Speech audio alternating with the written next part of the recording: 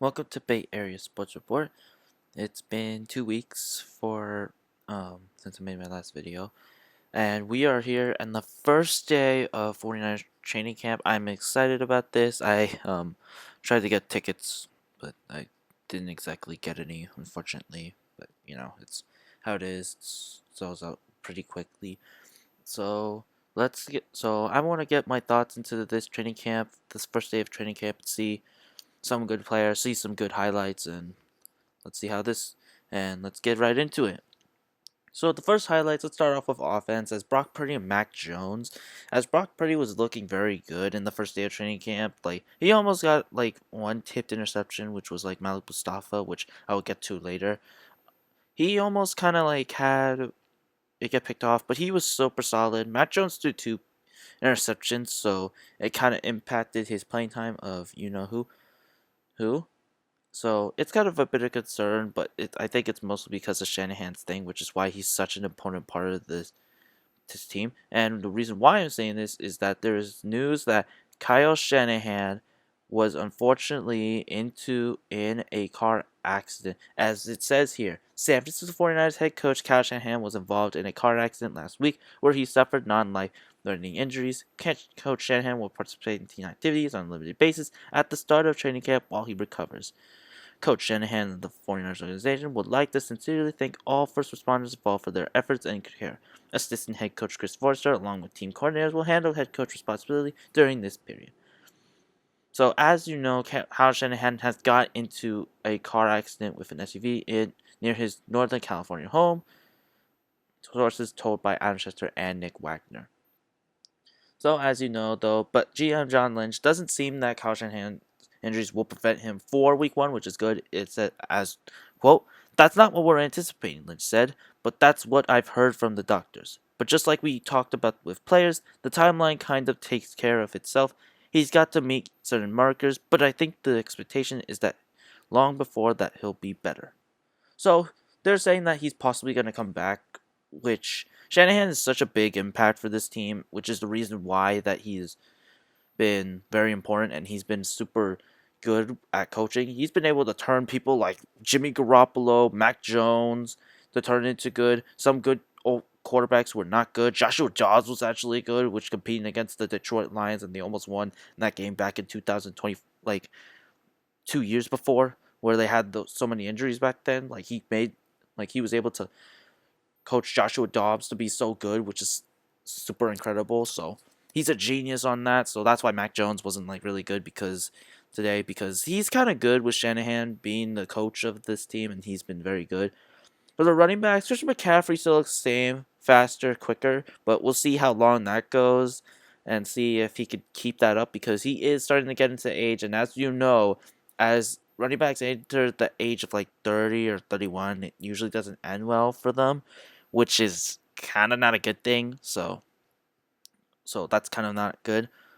But who knows? I mean, hopefully Kalen Black or like Jordan James can step up to like at least carry the load for Christian McCaffrey because he can't do everything by himself. Like last year for Christian McCaffrey, as you can see, a thousand rushing yards last 1,202 rushing yards, 10 rushing touchdowns, 924 receiving yards, 7 receiving touchdowns. And note to self, he is the leading receiver last year. He is higher than all the receivers combined, which is kind of a bit crazy, which is kind of not a good thing to rely on your running back both on running and passing. So it's kind of a good thing that there are some wide receiver options now, which I'm which is very good.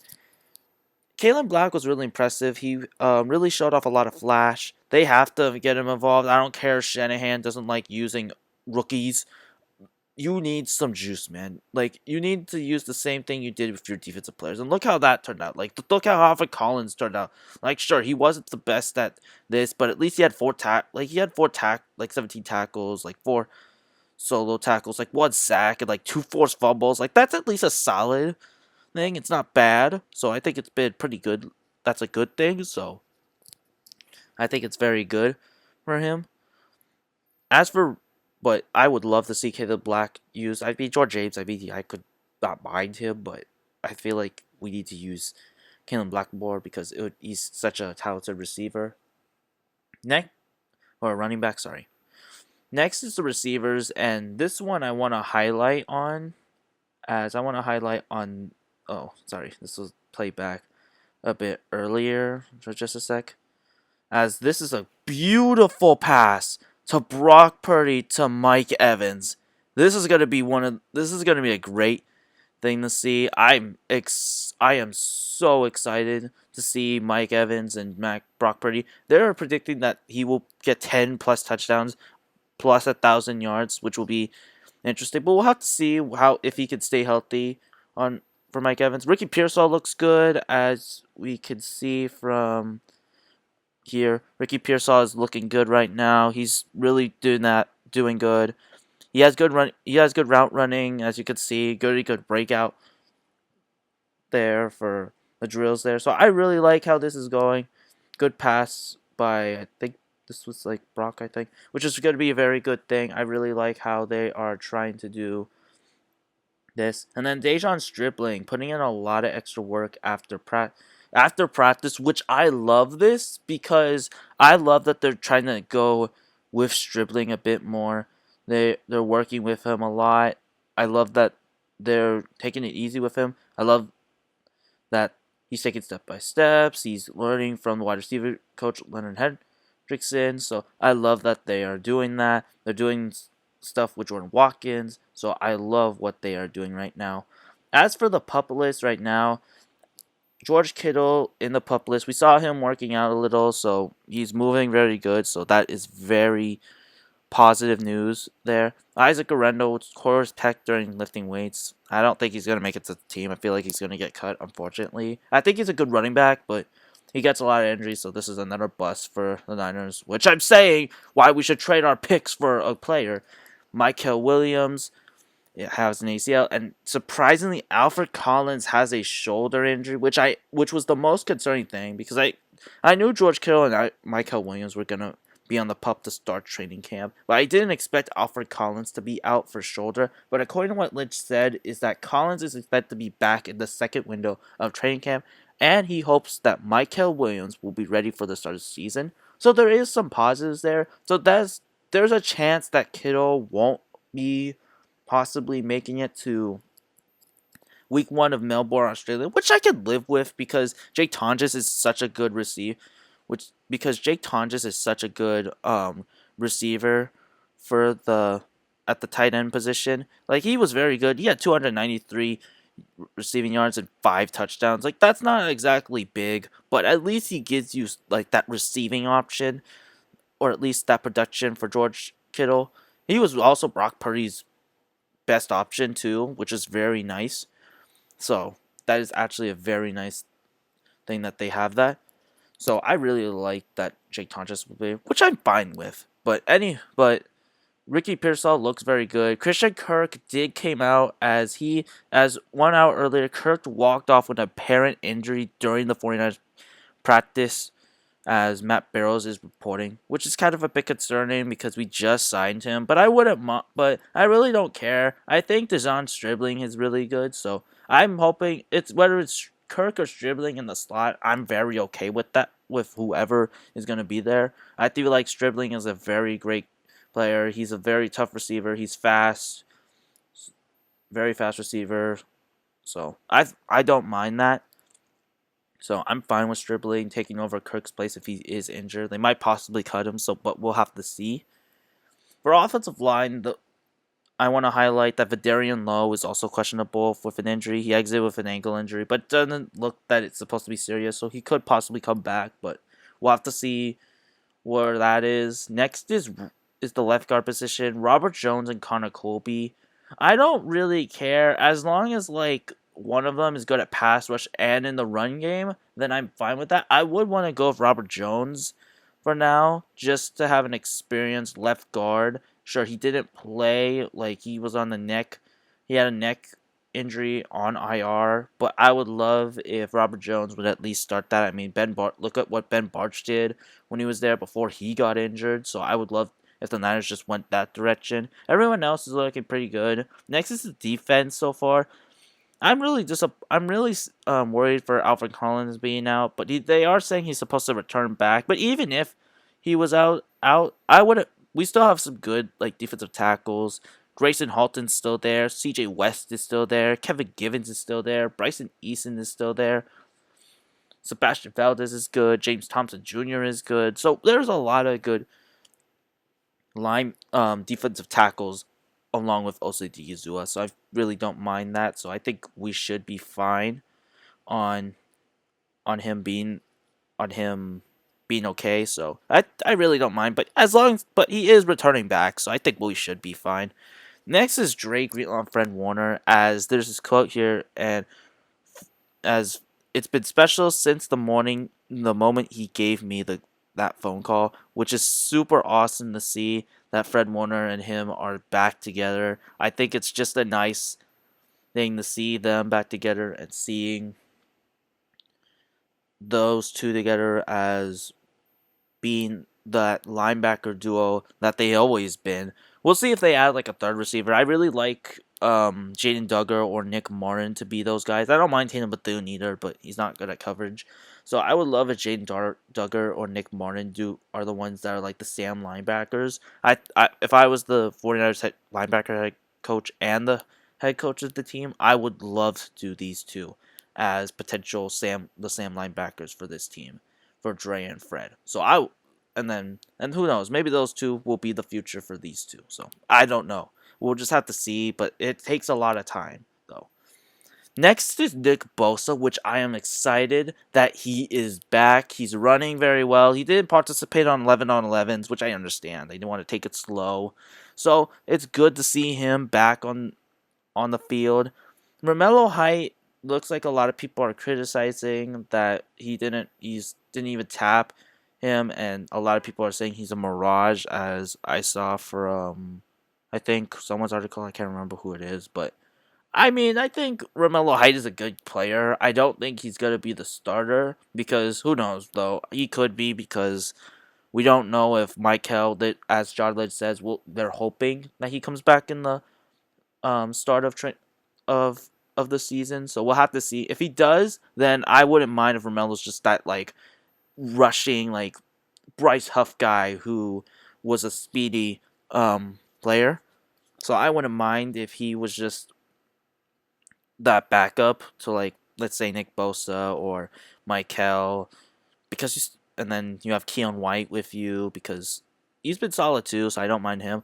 Next are the cornerbacks. DeAndre Noor really wasn't doing good this today, which was kind of a big concern. I love DeAndre Noor. I think he's a great player, but it is not looking good right now for him because Ronaldo Green up stout along with Jack Jones are looking the best, but they're saying that he's more of that training camp guy who's kind of good at training camp, but he's not good at the regular season, which I could see why, because I looked at his stats earlier and it wasn't exactly the best to look at, so that's why I'm kind of don't want to trade Renardo Green, because I get it why Shanahan chewed him on that Seahawks game, but sometimes you have to just forgive and let it go. So I think Renardo is fine. I don't think they're gonna trade him. We'll have to see. I don't know if Nate Hobbs or Prysock or even Jack Jones are gonna like take the starting job of the right corner back spot. I think DeAndre Noor, I think he had a bad day, but it's just the first day of training camp. That's just the first day. I'm sure he'll come back and be better. So Ronaldo Green up to stout, still the same as usual. Jack Jones, still the good player. Nate Hobbs and James Prysock, they did a lot of training camp, but they didn't show like big highlights. But they were good overall. Next is Malik Mustafa, who did like a good pass breakup, and I love Malik Mustafa. He's been, when we first drafted him, I loved his playing style. What I love from some safeties, like I've highlighted before, is I love safeties. For strong safety, I love safeties who can hit hard and make tackles, make pass breakups. That's what I want from a strong safety. Make some picks at least, like maybe like one or two, possibly. So maybe just like that much for strong safeties. But for free safeties, I love for free safeties to like get picks, make some tackles, get some good coverage, That's what I love to see, and that's where Marquise Siegel comes in. As Marquise Siegel did very good in pass breakups during this training camp day, which I'm really interested in who's. There's a lot of highlights on who's going to win this for Malik Mustafa and Jair Brown. So far, Malik Mustafa is winning right now, but we'll have to see if Jair can make some plays. But I really want Mustafa and like Siegel to play. I think that would be a nice um, duo of a safeties. But I wouldn't mind to trade for like a veteran because what I want from a safety duo is a rook, kind of like a young safety, kind of like with that with Hufanga, and then for a another safety who's like very experienced, like Ashton Davis could possibly be one. We'll have to see if he can show something. Or, like I said in my last video, Jesse Bates, who is another guy with Raheem Morris, is interested. But we'll have to see. I think Malik Mustafa did a very good job. Marquis Siegel has potential. Ashton Davis and Jair Brown, they're all fighting for that last spot. I think Malik is safe in my view because he's a very good safety, and I think he is gonna be just fine. So I think it just comes down to Jair, Marquise, and Ashton Davis. We'll have to see who wins that free safety spot. I know they have Malik as free safety, but he's more of a strong safety, so I'm putting him on that list. And then Jair, and then we'll have to see who wins the free safety with Jair, Marquise, and Ashton Davis. We'll have to see who wins that. And then for punters, we'll have to see. This is very interesting as they have signed Jack Baumeister for a 3-year deal, which is very interesting because they just signed Corliss Waitman. So maybe they see a lot of potential in Jack Baumeister. So we'll have to see and monitor that competition.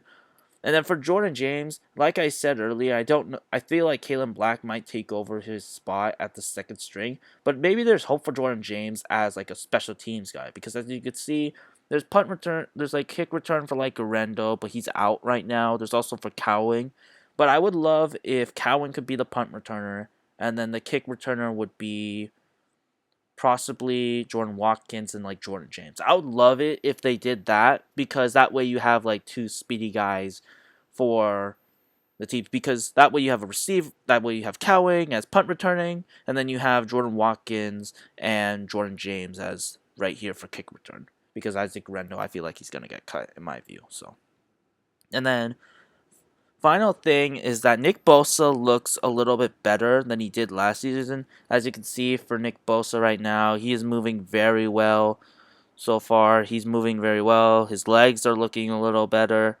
So I'm very I feel very happy that he's looking the same as he used to be.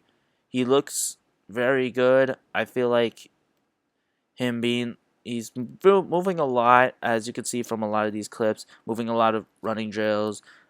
As Trent Williams and Nick Bosa, I see him every day. I can't tell he had an injury and came back from anything. Most people with an injury that catastrophic, you could see it with something like an atrophy leg. I think that's what it says. Bosa looks better than he did before he got hurt, which is very encouraging because I was really concerned about Nick Bosa, especially with his ACL injury history. But now him being back is very reassuring to me as he will be back to possibly rushing. But yeah, overall, this is my 49ers training camp day one overview on how everyone did. I'm excited. I'm excited to see the next couple of training camps. We'll see how I'll see probably in day 2. We'll have to see how this goes. We'll see what the safety position is going to be like. We'll see how defensive tackles look like. We'll see what the left guard position is going to look like. We'll see how the receivers. We'll see how DeAndre Honora can come back. We'll just have to see what's going on. And this is but make sure to like, subscribe, and comment below on what you think on the 49ers day 1 of training camp. And this is Bay Area Sports Report, signing off.